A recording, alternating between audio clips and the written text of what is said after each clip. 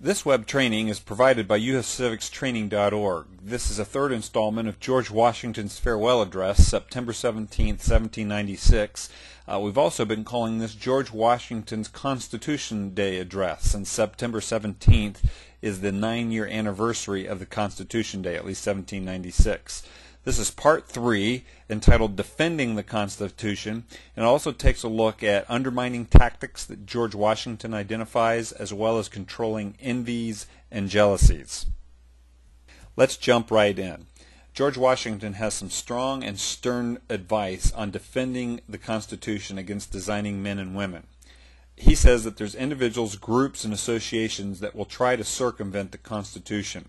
There are certain people, and then he continues in paragraph 17 to say this, and this is where we're at in the overall address that George Washington has given as we work through his farewell address. There are people with real design to direct, control, and counteract or awe, that means to overwhelm, the regular deliberations and actions of the constituted authorities. And so there's people that almost are willing to circumvent or overthrow the designed government. They are destructive of this fundamental principle and a fatal tendency.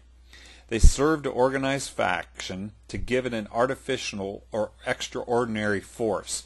And one of the points that he's making here is that there are certain activists that when they organize themselves to work against the government, they can make it appear that their numbers are greater than they are, but this gives them an extraordinary force. What they desire to do is to put in the place of the delegated will of the nation, the will of a party, often a small but artful and enterprising minority of community, and he doesn't mean those terms in gracious ways. He means them as cunning and deceitful, that this minority will work, and according to alternative triumphs of different parties, and what he posits here is this is not just limited to one particular group, it's any group that wants to overthrow constitutional law, that these groups of people will try and circumvent the Constitution so that a small and enterprising minority can exert its will over the people. Now these are my summary words of what George Washington just said. I'm not quoting from his address here. He's basically saying in this first paragraph that there are groups of people who will try and circumvent the Constitution so that a small and enterprising minority can exert its will over the people, and instead of the rule of the law, you have the rule of a certain set of people, a set of conniving,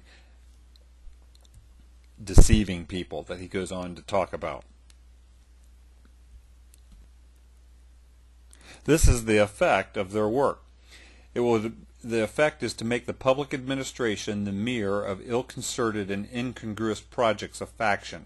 In other words, the government will be herky-jerky and will not be coordinated, but it will be giving preferences and working according to special favors and privileges for a minority few, rather than the organ of a consistent and wholesome plans that are digested by common councils, that means many people working together, and then modified by mutual interests, so that rather than having the best and consistent laws passed for the good of the country, a minority faction and few will have the advantages of power, and they'll lurch off onto projects and things that are of interest to them.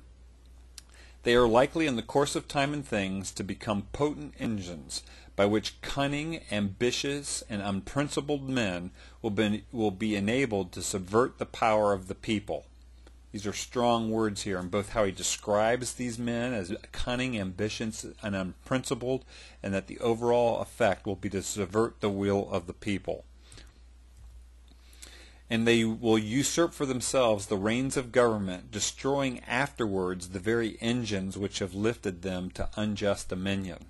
In summary, what he's saying here is that the very instruments of freedom, the free election process, as well as the political offices they assume, will allow them to gain that office, to gain and usurp power, and in the process they will destroy the very Constitution and the freedoms that allowed them to get in office. Their usurpation of power will destroy those very things. So Washington goes on to say, be sure that you not only steadily discountenance irregular oppositions to its acknowledged authority, in other words, don't let the Constitution be undermined, but also that you would resist with care the spirit of innovation upon its principles, however specious the pretext. He would be taking direct aim at the modern philosophy called the doctrine of the living Constitution, which means that modern-day judges and thought leaders are the ones to best tell the people what the Constitution means rather than a plain reading of the Constitution. And so he calls this the spirit of innovation upon the Constitution's principles. And he uses two words here, specious and pretext, that are worth further defining because we don't really have a robust vocabulary today. We miss out on what these words actually mean. Specious, that is, things that have the ring of truth or plausibility, but they're actually misleading and deceptive. Specious, something presented as truth that is actually deception. Pretext, an effort or strategy intended to conceal something. So Washington's making the point that there's unprincipled people that will lie and cheat and in a cunning fashion seek to circumvent the Constitution and undermine it, while all the while telling people that they love the Constitution and what they're doing is in the best interest of the people, or hiding the fact that they're circumventing the Constitution by doing things in secret and outside the view of the public. Washington continues then in paragraph 19 with an example. He says, one method of assault may be to effect in the forms of the Constitution alterations which will impair the energy of the system and thus to undermine what cannot be directly overthrown. And so such things that might be considered in this day and age is the U.S. senators used to be appointed by state legislatures so that the state would have a voice in the federal government. That form of the Constitution was changed, and senators are now elected through direct election. Also times the Electoral College, as far as nominating the president, is brought up as archaic, and yet when the Electoral College is studied, it's realized that it's a specific way that states, small and large, are represented well in the presidential election, and that a certain region of the country, just by their larger population, cannot exert its will in electing the president. And so these are alterations that now many people are wondering if they are well thought out, and they impair the energy of the system and undermine what could not be directly overthrown. He goes on to say, in all the changes to which you may be invited, remember that time and habit are at least as necessary to fix the true character of governments as other human institutions. But this leads at length to a more formal and permanent despotism. The disorders and miseries which result gradually incline the minds of men to seek security and repose in the absolute power of an individual, and sooner or later the chief of some prevailing faction, more able or more fortunate than his competitors, turns this disposition to the purposes of his own elevation on the ruins of public liberty. And so Washington is trying to say here that this cunning activity to circumvent the Constitution will eventually put groups of people in charge that will then have individuals bubble to the surface that take advantage of the situation, consolidate their own power, and it will be done on the ruins of public liberty. As we leave paragraph 22, Washington goes on in an additional paragraph to talk about the effect on the governing process, and he picks this up in paragraph 24, which is where I'm showing we're at the top. He says all of this enfeebles the public administration. That is, it drains the process of governing. Makes government inefficient, bureaucratic, and cumbersome. He goes on to say it agitates the community with ill-founded jealousies and false alarms. In other words, there's citizen unrest. Citizens mistrust each other and mistrust their government. It kindles animosity of one part against another because the rule of law is being undermined. All these things are the fruits, the bitter fruits that are produced. It even foments occasionally riot and insurrection. And sometimes we see these in cities around the world as examples where when the rule of law is set aside and it becomes the rule of a ruling class, that it creates a burning in people's hearts and lives, and this foments riot and insurrection.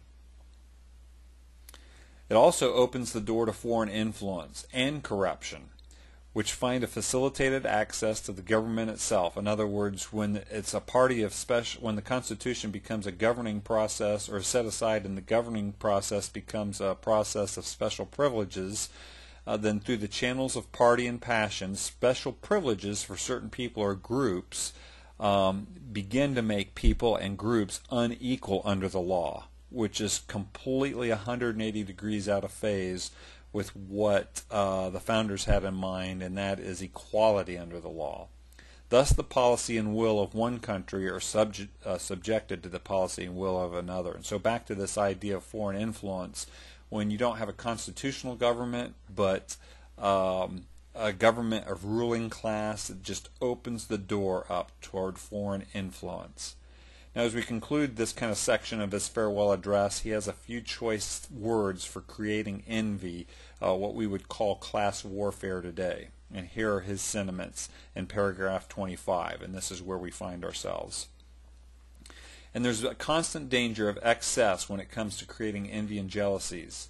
The effort ought to be by force of public opinion to mitigate and assuage it. In other words, the public should not tolerate public officials creating envy. Citizens should call out public officials on this because it's to the detriment of society. Washington says that this fostering of envy and jealousies by public officials is a fire not to be quenched, meaning envy, once started, cannot be quenched. He continues, it demands a uniform vigilance to prevent it from bursting into flame. In other words, it should be stopped in advance. And again, citizens of character would stop their public officials if they dared get into creating envy and class warfare from doing it, because they knew the damage that it would create in society. Lest, instead of warming, it should consume. And so he basically is saying that envy and jealousies will consume a society if they're not kept in check. And it is tremendously bad character for public officials to be fostering envy and jealousies. And so this concludes this part of the U.S. Civics Training, George Washington's farewell address, on the idea of defending the Constitution, tactics to undermine it, and creating envy and jealousies. My name's Craig Seibert. Thanks for listening.